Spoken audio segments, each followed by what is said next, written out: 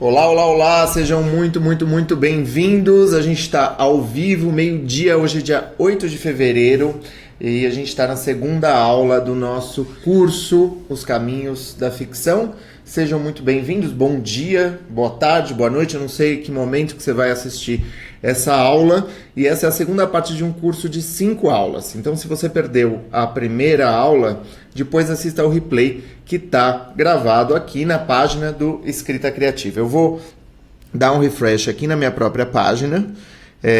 Aqui achei para ver os comentários de vocês. Eu estou com 2 computadores aqui abertos. Talvez a gente escute a minha voz aqui. Vamos ver. Deixa eu cancelar. Bom, beleza. Beleza, olá, tudo bom? De onde vocês falam, gente? Sejam muito bem-vindos. O tema dessa aula é as palavras curam, e a gente vai falar sobre isso, né?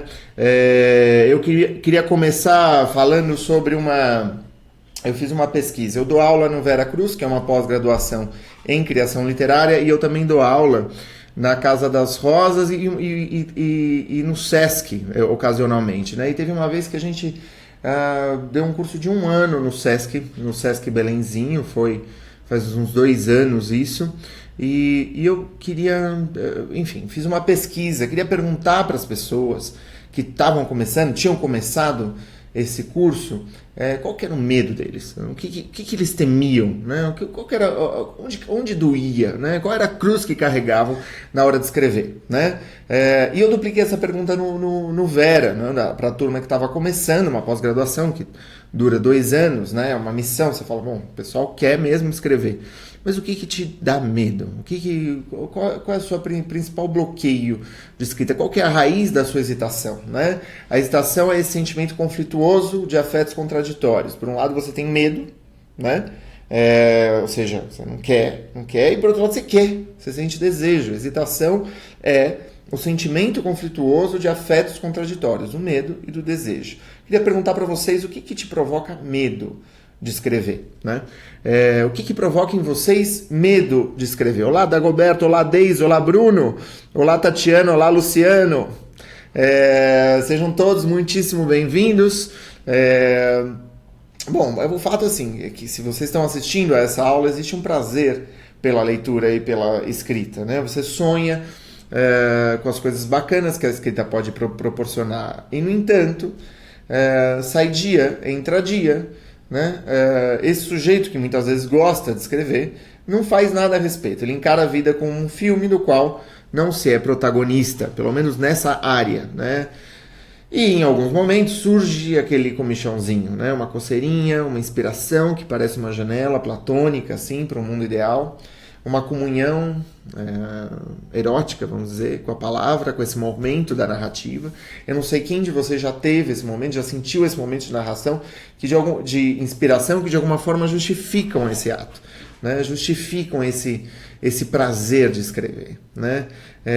O desejo de criar uma cidade fictícia, uma estrutura narrativa. Surge de repente o rosto de um guerreiro que vai ser o teu herói, ou uma garota assombrada por fantasmas, né? Dentro de um romance psicológico, ou um romance de terror. E aquilo te comove, né? E te faz lembrar das coisas importantes, né? Te faz lembrar que, de repente um projeto grande, um projeto como esse vale a pena, né? Mas aí alguma coisa acontece, né? Você está com esse projeto, você tem essa vontade, você foi invadido por essa inspiração, mas acontece alguma coisa, né? O que acontece, Thiago? Vocês me dizem, né? Acontece o trabalho, né? Uma briga com a namorada, com o namorado, o filho fica gripado, o carnaval acontece, ou seja, alguma coisa acontece que a gente se dispersa, que a gente fica confuso, que a gente perde tempo, e o tempo passa, e parece que falta, mas não falta, mas o tempo passa, não é? E aí esse sujeito que vai para análise, que faz terapia, que descobre que de alguma maneira essa procrastinação, esse lembrar e esquecer daquilo que é importante, né, desse jogo, dessa dança de esconder e revelar aquilo que é sua prioridade, né, que em outras palavras a gente pode chamar de procrastinação, não é senão um medo, uma expressão disfarçada do medo, né? É difícil reconhecer para si mesmo que a gente está com medo de tudo que nos faria crescer, de tudo que nos faria ser mais realizados, né? Aí essa instância genial chamada ego, né, que é uma instância que dentro da psicanálise é uma instância, vamos dizer, mediadora entre o princípio da realidade, o princípio do prazer, entre a criança que habita em nós e que nós somos e o adulto que a gente tenta ser, né?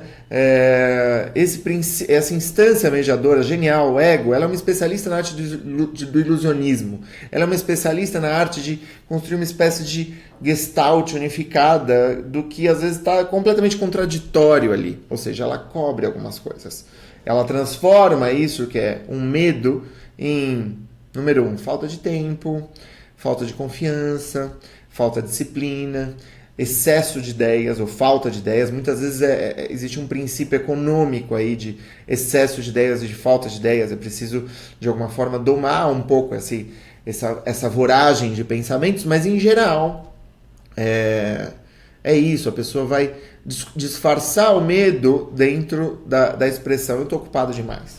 E a gente vai falar sobre isso daqui a pouco. Eu estou ocupado demais, né? Eu vou contar uma história para vocês que aconteceu em 2008, faz 10 anos. É louco pensar que 2008 faz 10 anos, mas enfim. Eu estava casado naquela época e eu estava triste naquela época, eu não conseguia escrever, né? Alguns de vocês já participaram de outras aulas minhas e vocês já ouviram essa história, mas vocês não ouviram o desdobramento dessa história, né? Eu fui finalista do Prêmio São Paulo de Literatura com o primeiro romance que eu escrevi, Estado Vegetativo, e eu estava entre os 5 finalistas do Prêmio São Paulo de Literatura. O prêmio era de R$200 mil. E naquela época, R$200 mil era ainda mais do que é hoje, né? R$200 mil é dinheiro, e não era só por essa questão, era pelo fato de que ganhar um prêmio é uma coisa grande, né? Ganhar um prêmio é algo que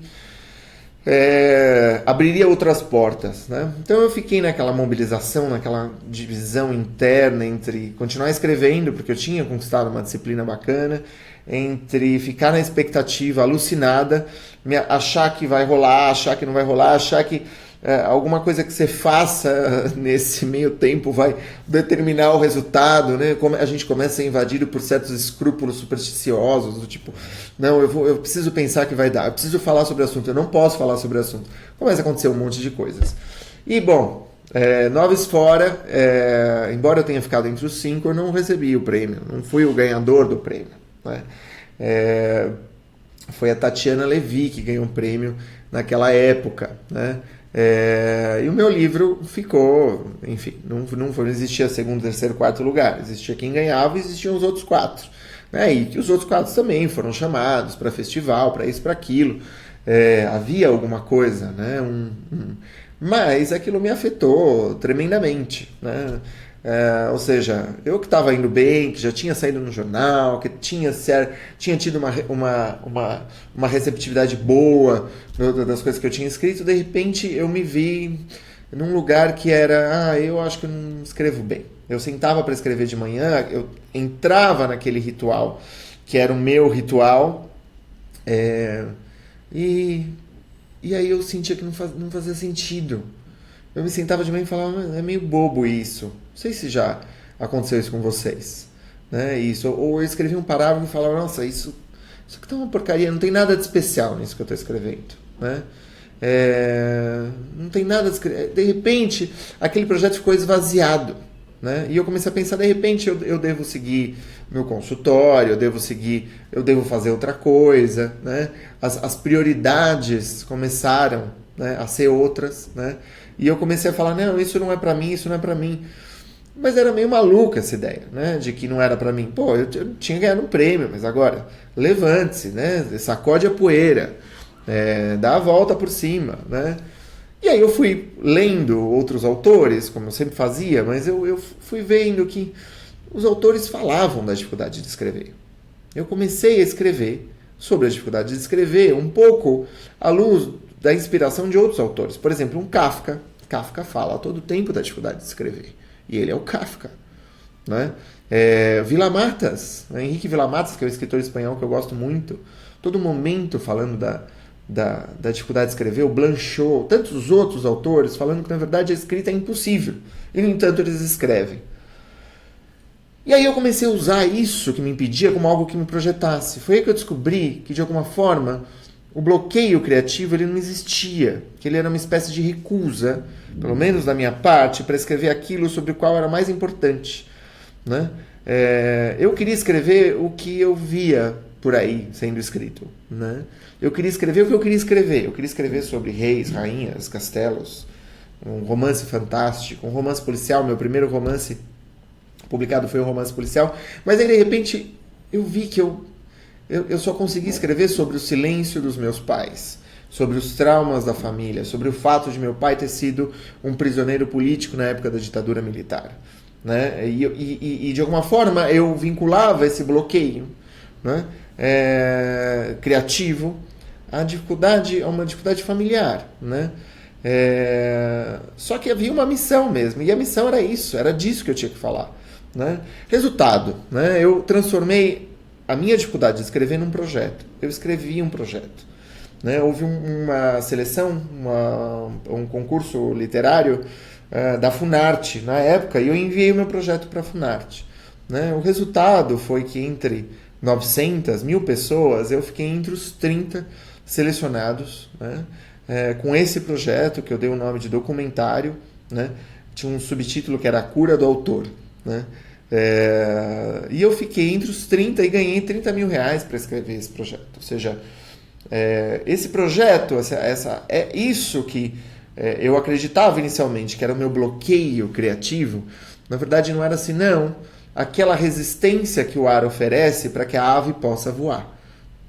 Eventualmente, uma ave pode achar que sem o ar, sem a resistência do ar, ela voaria mais. Mas a gente sabe, né, que a ave voa graças ao ar. Mas o ar também oferece resistência, né? Eu apresentei o meu projeto depois que ele estava concluído e passei por uma nova seleção. Desses 30 projetos, eles escolheram 5 para publicar na Funarte. Resultado, eu estava entre os 5 escolhidos. Gente, é essa devolutiva que eu queria dar para vocês, de que a gente tem que utilizar a nossa resistência como recurso. E a gente tem que procurar soluções para que a gente transforme esse medo, para que a gente minimize esse medo, né? E transforme esse medo em produção. Transforme esse medo em potência criativa. Gente, antes de avançar, eu vou compartilhar minha tela com vocês. Dessa vez vai dar certo. Eu prometo para vocês que vai dar certo. Peraí. Vamos lá. Enquanto eu estou aqui instalando o compartilhamento da minha tela, eu queria dizer para vocês que se inscrevam. Se vocês não baixaram um PDF, que é um PDF de apoio dessas nossas primeiras 2 aulas, vão lá. É o mesmo PDF da aula 1, então vão lá para o escritacreativa.net.br, coloque o nome e o e-mail para eu saber para onde que eu devo enviar esse PDF para vocês. É um PDF de apoio complementar dessas aulas. Então é muito importante que vocês se inscrevam no canal escritacreativa.net.br e a gente se aproxime, né? Estreite esse laço entre a gente e o teu compromisso com a escrita. Eu vou compartilhar então a tela com vocês. Vocês vão me dizer se vocês estão agora conseguindo acompanhar, vendo uma tela amarela, que é a página principal dos Caminhos da Ficção, que é a página principal deste curso. E deem um like se vocês estão conseguindo acompanhar, um like, um amei, um susto, um assombro. Eu quero um like coletivo, pessoal, porque isso vai me ajuda a fazer circular essas aulas. A gente sabe que a primeira aula teve 38 mil visualizações, né? Beleza, maravilha, pessoal. Bom, então a gente vai falar quais são os recursos para que a gente possa, vamos dizer, conseguir sustentar a persistência na escrita. Porque a escrita, ela só vai te trazer resultados, a gente só vai conseguir melhorar, né? A gente só vai conseguir chegar a escrever bem, no sentido de escrever literariamente, quando a gente for resiliente. E quando a gente for também persistente, né? Ou seja, essa hesitação, essa procrastinação, a gente vai ter que vencer, né? E a gente vai continuar com medo, né? Mas a gente vai escrever apesar do medo, né? Então, por isso que essa aula né, que trata da confiança do tempo e da disciplina na criação autoral, essa aula se chama a terapêutica da escrita, porque é uma maneira da gente lidar com a própria dor, né? E a gente vai usar a dor para escrever. A escrita não vai nos bloquear, a dor não vai nos bloquear, a angústia não vai nos bloquear, mas ela vai nos estimular a escrever, né? Então, a primeira pergunta que eu fiz é o que te impede de escrever, né? Essa pergunta eu já fiz, a gente já discutiu isso e agora a gente vai passar para os recursos. Quais são os recursos que a gente pode utilizar para minimizar essa procrastinação, para transformar a escrita num hábito? Então, a primeira solução que eu queria traduzir ou trazer para vocês é abraçar a coletividade, né? A escrita é uma atividade solitária, né? Mas eu acho que tudo que envolve a escrita, a publicação, os leitores, a edição, o contato com os colegas é coletivo. Todo o resto é coletivo. A literatura ela está assentada num estatuto coletivo que é a própria língua, que é um estatuto social, né, que é uma instância social. Então, para que a tua escrita faça sentido, você vai precisar abraçar a coletividade. Você faz parte de algo maior. Então, participe de aulas, participe de confrarias, participe de cursos de escrita. Eu acho que a ideia é tornar a coisa menos escrupulosa, se divertir com a coisa, né? Compartilhar os teus escritos, né? Criar a sua plataforma de autor desde já. Ter a tua lista de e-mails desde já. Você precisa começar a estabelecer um contato, uma relação com os seus leitores, né? E semeando essa relação, né? Esse é o segredo, esse é o maior dos segredos, né? Não é só na escrita, né? Em segundo lugar, gente, qual que é o segundo recurso que a gente pode utilizar para nos ajudar a escrever? Eu chamo esse recurso de ser amigo da versão mais frágil nossa. É muito fácil se sentir por cima quando se está por cima. É meio redundante isso, mas quando a gente está por cima, é muito fácil se sentir por cima, né? O difícil é ser amigo de si mesmo nos momentos de fraqueza, né? Seja lá o que você fizer, você vai ter que fazer na alegria e na tristeza, na saúde e na doença. Você vai ter que casar com a tua instância frágil também. Ou seja, você vai ter que criar as condições para que você possa escrever, mesmo quando você não esteja lá super bem, feliz, lá para cima. Porque senão, se você não fizer, se você criar regras rígidas, se você se tratar com aquele sadismo super egóico, na hora em que você estiver mais frágil, você não vai dar conta. E aí você vai parar. E aí você vai se culpar por causa disso. E aí a culpa vai servir um pouco para te colocar esse estigma do sujeito que desiste, do sujeito que não vai além, do sujeito que não avança. Ou seja, não, a gente tem que parar já esse ciclo, porque provavelmente esse ciclo já está em funcionamento. Então, como que a gente pode interromper esse ciclo? Criar condições para que a gente possa escrever no momento que a gente está mais frágil, né? Cuidar de você, entender como você funciona quando você está se sentindo nesse momento, né? Entender como que você pode, vamos dizer, criar mimos, estímulos, impulsos para esses momentos. Isso é fundamental, né? Eu acho que tem gente que se trata meio como uma mula emperrada, sabe? Quando a mula empaca, a pessoa se sente... ela começa nessas horas a surrar o lombo da mula, assustar a mula, maltratar a mula, né? E olha, vocês têm que acreditar que raiva e ódio voltado para si mesmo não vão provocar nenhuma mudança significativa. E por que eu estou falando sobre isso? Porque isso é um desses lados mais difíceis da pessoa admitir que ela está fazendo, né? E é uma coisa que eu vejo a pessoa fazendo. Ela sente culpa, essa culpa não ajuda ela a produzir, a escrever, a nada, né? E aí ela entra nesse ciclo do não, isso não é para mim, né? E convenhamos, gente, existe um certo prazer, né, nesse discurso do eu não consigo. Existe um certo prazer. Se não houvesse um prazer, não haveria tanta música de dor de cotovelo rodando por aí, e as músicas de dor de cotovelo não fariam tanto sucesso. Dor de cotovelo, frustração, gera um ibope, né? Então a gente tem que, de alguma forma, ao mesmo tempo se aliar com esse lado mais forte nosso, desse lado que quer mudar, e ao mesmo tempo entender o lado que está mais frágil, né? Em terceiro lugar, qual que é o terceiro recurso para a gente avançar? É criar regras simples e factíveis de escrita. Então, o que eu chamo de regras simples e factíveis de escrita? 400 palavras 3 vezes por semana.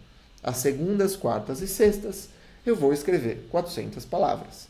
Né? Eu vou ter 1.200 palavras por semana escritas. Eu vou ter 7.000 palavras por mês. Eu vou ter, 6.000 palavras por mês. 6.000, 6.500, dependendo, né? O mês tem 30 dias, né? Vamos dizer, 6.500 palavras, 13.000 palavras, 2 meses. Ou seja, em 5 meses você tem um livro, né? Tá ruim? Tá ótimo 5 meses você ter um bom livro. Você ter um livro, né? Isso se faz, a coisa nasce de uma regra, que é uma regra simples e factível, uma regra tão clara que você não vai esquecer dela, né?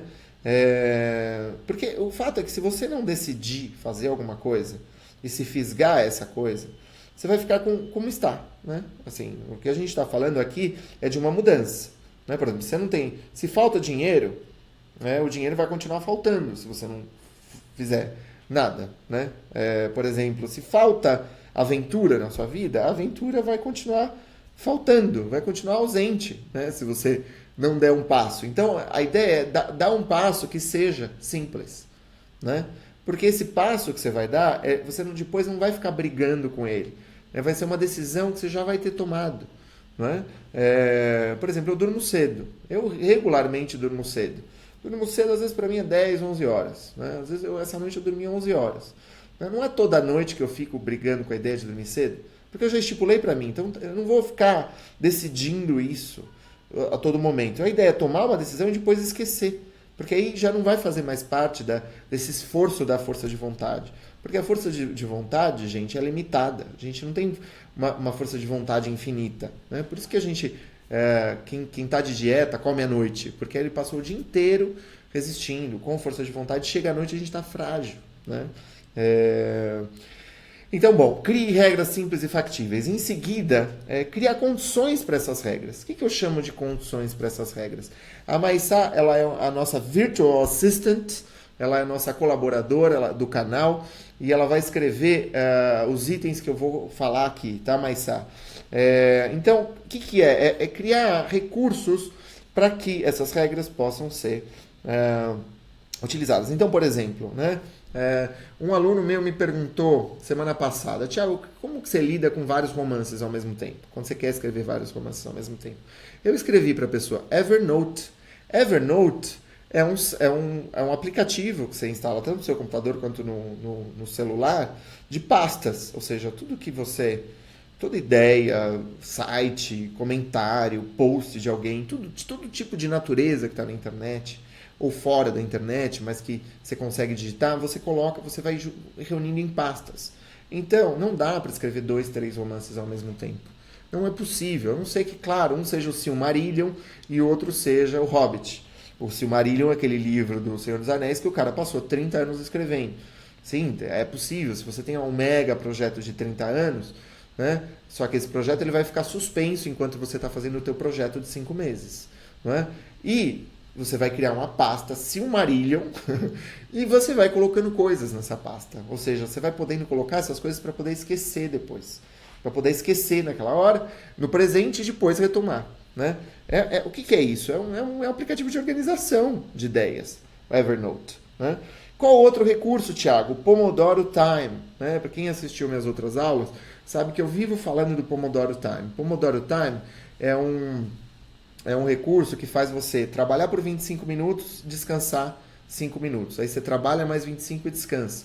Tem gente que tem 1 hora por dia ou 3 vezes por semana para escrever. 1 hora, 3 vezes por semana para escrever. O Pomodoro te ajuda a esquecer do relógio. Você liga o modo avião dentro do teu computador e no teu celular. Isso é um outro recurso, desligar o Wi-Fi. Desligar o Wi-Fi. Para impedir de você se distrair. Fazer um pequeno ritual de 3, 4 itens. E um deles é desligar o Wi-Fi, ligar o Pomodoro Time, abrir o programa de escrita, seja lá qual que você usa, abrir o seu caderno e mandar ver. Ai, Thiago, hoje eu não consegui escrever. Não, você vai conseguir.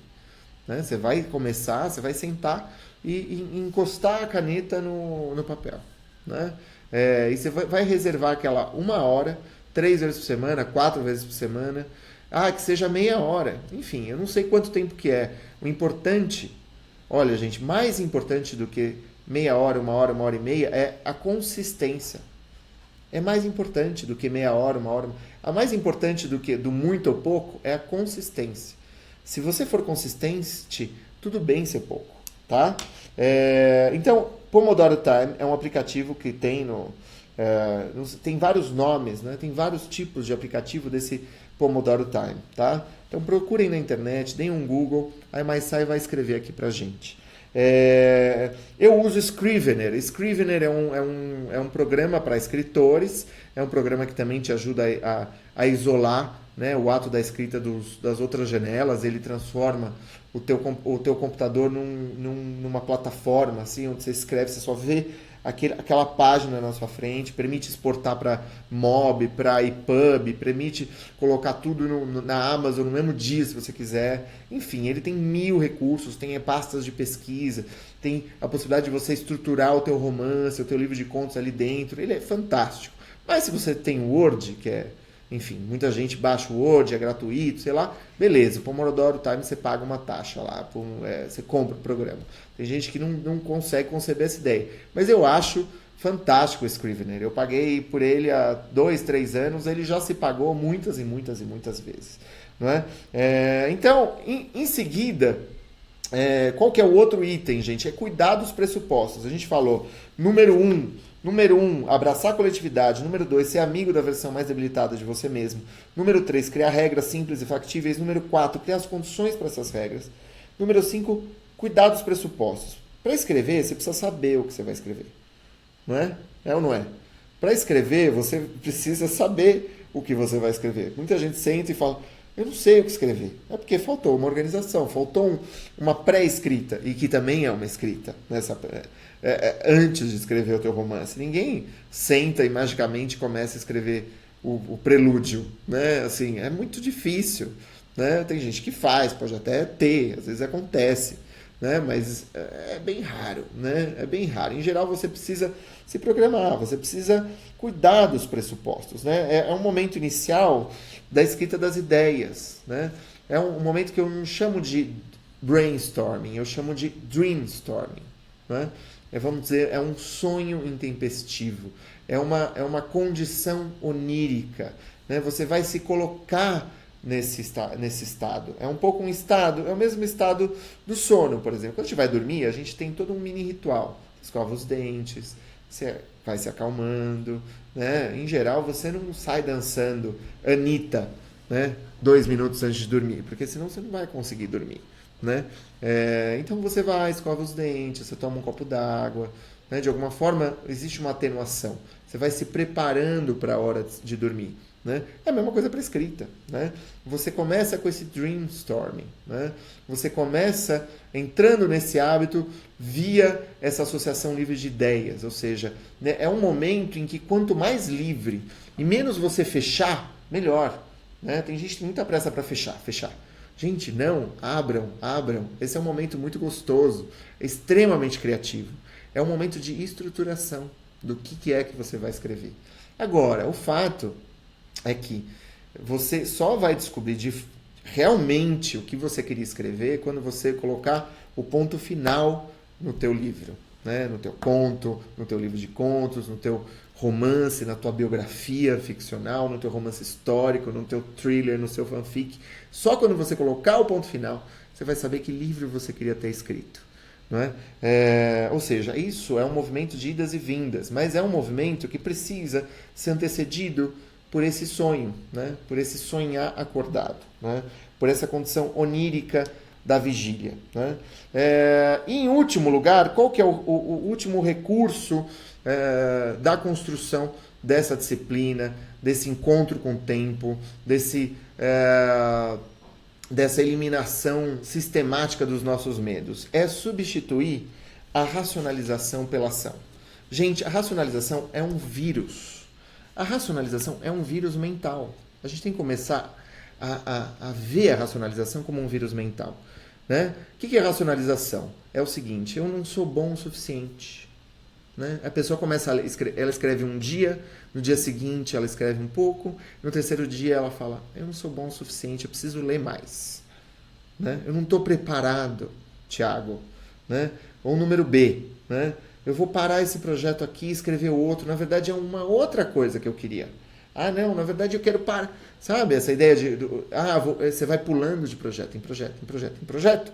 Porque você, assim, não encara nenhum dos projetos. E porque você, assim, não encara o fato de que você está com medo. O teu ego está sendo ilusionista com relação ao que você está fazendo. Terceira grande racionalização. Na verdade, eu não quero isso. A pessoa no terceiro dia, né, bate aquele medo, esconde o medo, reprime e fala, na verdade eu quero curtir a vida, gente. A vida é muito mais leve. Vamos lá, vamos curtir o carnaval. Só que é aquela história, o carnaval passa. E você é muito mais denso do que isso. Você é muito mais complexo do que isso. Você quer muito mais do que isso. Né? O carnaval é maravilhoso. Né? Eu gosto do carnaval. E eu também gosto de aproveitar um desses dias do carnaval e passar o dia lendo e passar o dia escrevendo. Também. Né? Eu tô cansado, eu vou fazer isso no mês que vem, eu vou fazer no fim do mês, eu vou fazer isso no começo do ano, vou fazer isso quando me formar, quando as crianças estiverem, né, mais velhas, eu vou fazer isso. Sabe, quando eu aposentar, a gente vai empurrando, vai empurrando. O que é isso? Medo. Né? Ou eu tô ocupado, eu não tenho tempo, eu não posso me dar ao luxo. Gente, estar ocupado é uma decisão. Estar ocupado é uma decisão. Eu vou explicar por quê. De todas as desculpas que as pessoas usam para racionalizar, o fato de não se mexerem, a desculpa de eu estou muito ocupado não é apenas a mais inautêntica, como também a mais fraca de todas. Eu não acredito em eu estou muito ocupado. Né? Como eu disse, estar ocupado é uma escolha. A gente faz o que quer fazer. Ponto final. Se a gente diz para nós mesmos que a gente está ocupado demais, a gente está criando um atalho para dizer isso não é importante para mim. Significa que você acha mais fácil fazer outra coisa. Que você não se sente bom o suficiente para aquilo que deseja mesmo fazer. Aí você dorme, vê Game of Thrones, e transforma isso num valor. Sabe? Começa a transformar tudo isso, que na verdade é um subterfúgio, num valor, num estilo de vida. E depois diz, não deu para fazer diferente, eu não consegui, isso não... Sabe? E se a gente usa o estar ocupado como desculpa para não fazer algo, o que a gente está mesmo dizendo, na verdade, é que não se trata de uma prioridade. Ainda que essa coisa, a que não estamos dando prioridade, seja nós mesmos. Né? A gente não está dando prioridade para a gente. Né? A gente não busca tempo para fazer algo, a gente acha tempo para fazer as coisas, a gente cria tempo para fazer as coisas. Eu tenho zilhões de exemplos. Esses exemplos têm filhos, esses exemplos são médicos que entram no trabalho às 7 da manhã, esses exemplos têm, às vezes, uma disfunção, alguma doença que provoca várias limitações, sabe? Assim, eu tenho zilhões de exemplos de pessoas que escrevem, sabe? E, tipo, a despeito de qualquer dificuldade, sabe? E escreve, e em algum momento não briga mais com isso. No começo a gente briga com isso, depois a gente não briga mais, sabe? Porque vira um hábito, sabe? Um hábito é um hábito. A gente não briga com o ato de almoçar. A gente almoça, a gente está com fome, né? E se vocês estão aqui é porque vocês têm fome, né? E é uma outra fome, mas é uma fome, de fato. O fato é que a gente vive hoje numa sociedade que parece usar a palavra ocupado, estressado, como um broche, sabe? Tornou-se parte desse repertório usar a desculpa da falta de tempo como motivo para não fazer algo que nos amedronta ou simplesmente não nos interessa. O problema é que se você não tomar uma atitude consistente, você sempre vai ficar nesse lugar, se queixando das mesmas coisas, estacionado. Né? Eu não estou aqui falando de virar um superstar, gente. Eu não estou aqui falando de virar uma celebridade. Eu estou aqui falando de estar à altura da aventura da sua vida. Né? Você vê que não é nada místico, né? Na verdade tem a ver com um destino, né? Mesmo se você acreditar que esse destino tem a ver com uma alma mortal, né? Eu estou falando aqui de estar à altura da aventura da sua vida, de algo que é só seu, Gente, a gente vai começar a fazer um exercício. Eu queria que vocês pegassem um pedaço de papel, um pedaço de caderno, abrissem um caderno, o diário de vocês.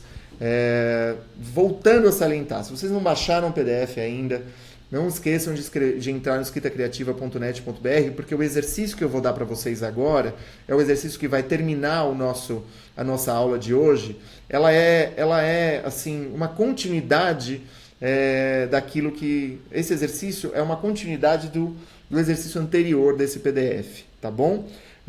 Deem um like se vocês estão acompanhando, se vocês estão aqui seguindo. Tem bastante gente online hoje, tem bastante gente ao vivo, vai ter muito mais gente depois que vai assistir ao replay. Então, qual que é o exercício? Vocês já estão com papel em mãos? Deem um like se vocês estão com papel em mãos. Beleza, beleza, beleza. Excelente. Na verdade, esse é um exercício de responder a perguntas. Eu quero que vocês respondam nesse caderno a certas perguntas. Vocês não precisam escrever aqui nos comentários, tá bom? Deise, Samara, Leandro, Miriam, tá bom?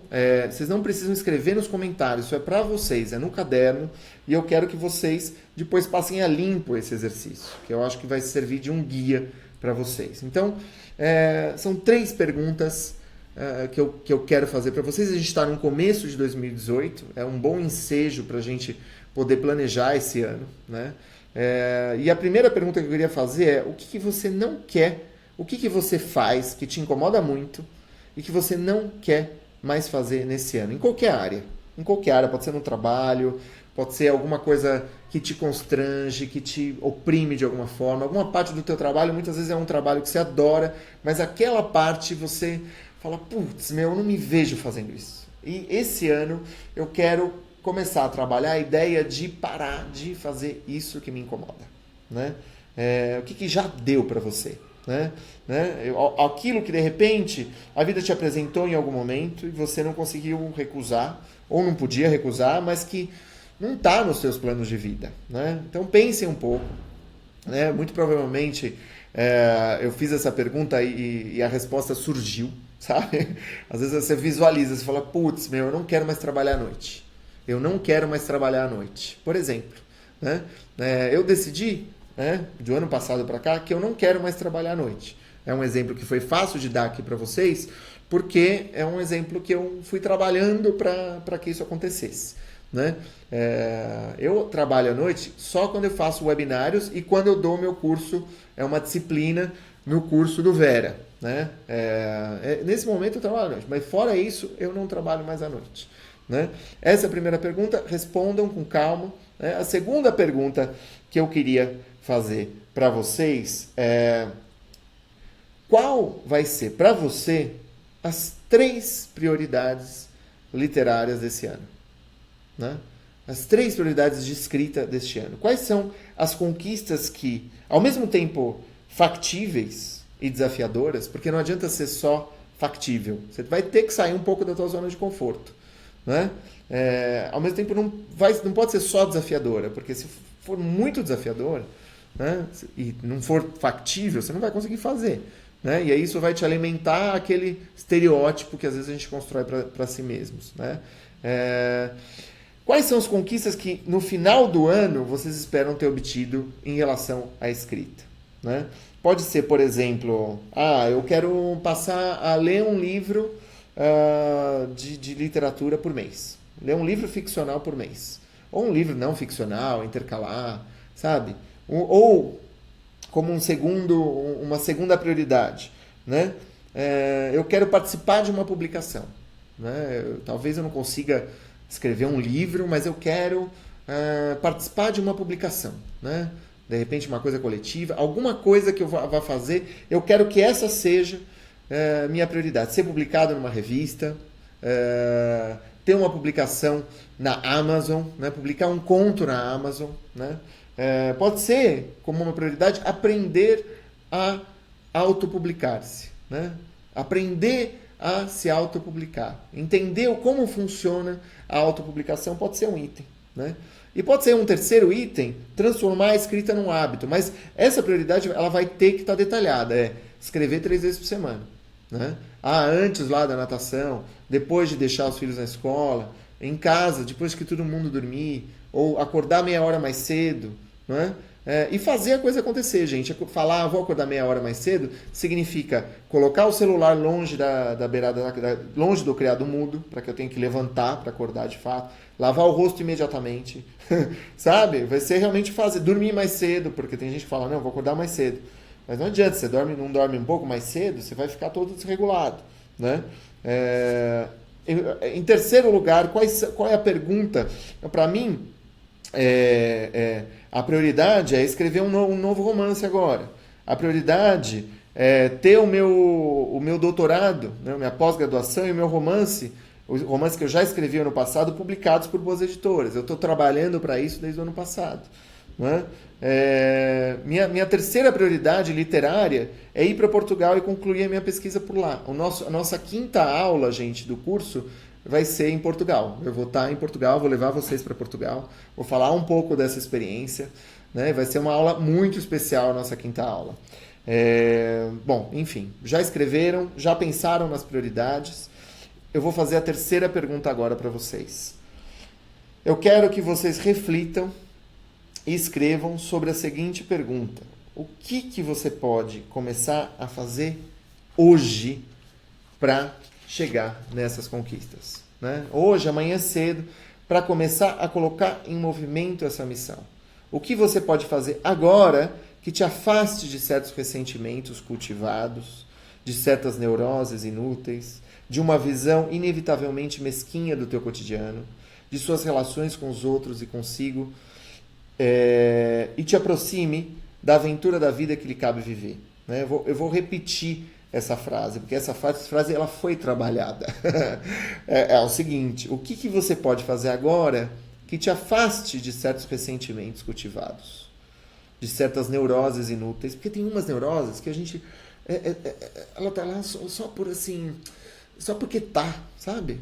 Que às vezes é uma decisão de falar, não, puta, eu vou parar de me preocupar com isso. Eu vou parar de eu vou parar de pensar nisso, sabe? Às vezes é isso, é um ressentimento cultivado que você às vezes tem que parar de tomar. E isso está vinculado à escrita. Porque muitas vezes tem gente que não escreve porque, é uma panela, isso não é para mim, meu irmão que é o capaz, sabe? Assim, a gente, mais uma vez, é a racionalização, né? Ressentimentos cultivados, neuroses inúteis e de uma visão mesquinha do nosso cotidiano, né? O nosso cotidiano ele pode ser visto de uma forma muito mesquinha. E muitas vezes quando a gente está mal, quando está triste, ou quando está muito, vamos dizer, calejado numa rotina chata, a gente vê o nosso cotidiano de uma forma mesquinha. A gente vê o nosso lugar de uma forma mesquinha. Então, o que a gente pode fazer agora para sair desse lugar? Pessoal, agora vocês vão ver a minha cara de novo, vamos ver se isso funciona. Funcionou, cá estou. A gente vai chegando ao final de mais uma aula dos caminhos da ficção. Na aula que vem a gente vai começar a falar sobre escrita propriamente. A gente falou um pouco sobre o ethos autoral, sobre a mentalidade que a gente tem que construir, nutrir, das outras habilidades que estão relacionadas à elaboração de um livro, à construção de um romance. E agora a gente vai falar sobre a construção de um romance. A gente vai falar semana que vem, a partir de estudos de caso de grandes autores, mais especificamente Neil Gaiman, não sei quem conhece o Neil Gaiman, e Kazuo Ishiguro, que foi o prêmio Nobel de literatura no ano passado. A gente vai pegar uns estudos de caso deles para tentar, a partir dessa arqueologia da obra publicada, tentar depreender como que a gente pode estruturar a nossa obra. Então, assim, é uma aula fundamental. E mesmo que você já tenha participado de outras aulas do canal, vai ter um material inédito que eu vou oferecer para vocês. Quando que vai ser? Quinta-feira da semana que vem, ao meio-dia. Pessoal, mais uma vez, eu queria agradecer a participação de todos. Queria fazer o último convite para vocês se cadastrarem no canal, para receberem o PDF. E deem um like, compartilhem esse vídeo se vocês gostaram. Isso vai ser uma maneira de eu poder estender essa mensagem para mais gente, né? O que a gente sente é que essa fome que é uma fome de escrita, que é uma fome de produção autoral, que é uma fome de usar o tempo livre de uma forma ativa e não apenas passiva, né? Essa é uma fome muito grande, é uma fome, e a gente está tratando dessa fome aqui. Então, se você sentir que tem um amigo ou uma amiga que poderia se beneficiar dessa aula, por favor, compartilhe. Pessoal, muito obrigado pela participação de vocês e a gente se vê na semana que vem. Um grande abraço e até mais. E bom carnaval, bom feriado. Tchau!